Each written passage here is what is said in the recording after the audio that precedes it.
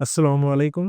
আমি ফাহাদ বিন হালিম, আইএনডিআর এর পক্ষ থেকে। অনেক রোগী এসে বলে তাদের পায়ের পাতা জ্বালাপোড়া করে, সুই ফোটানোর মতো ব্যথা হয়। তারা বিভিন্ন মেডিকেল টেস্ট যেমন ডপলার টেস্টের মাধ্যমে এটা দেখা যায় যে তাদের পায়ে রক্ত চলাচল সম্পূর্ণ স্বাভাবিক। তাহলে ব্যথাটা আসে কোথা থেকে? এক্ষেত্রে বুঝতে হবে নার্ভ এবং ব্লাড ভেসেলের সমস্যার পার্থক্য।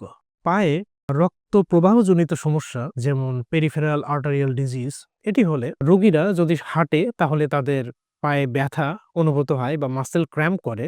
থেমে গেলে বা বিশ্রাম নিলে ব্যথাটা কমে যায়, পা ঠান্ডা অনুভূত হয় এবং পায়ের পালস কম পাওয়া যায়।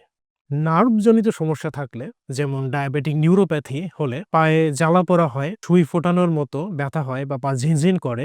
রাতে বা বিশ্রাম নিলে এই ব্যথা বেড়ে যায় এবং পায়ে মোজা পড়লে বা রাত্রে ঘুমানোর সময় চাদর পায়ের উপরে থাকলে অনেক বেশি অস্বস্তি ফিল হয়।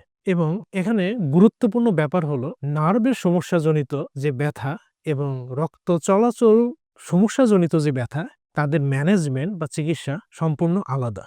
এখন আইএনডিআর এ আমরা এই ধরনের রোগীদের কিভাবে চিকিৎসা দিই? প্রথমে আমরা রোগীদের হিস্ট্রি এবং বিস্তারিত বা ডিটেইলড অ্যাসেসমেন্ট করি।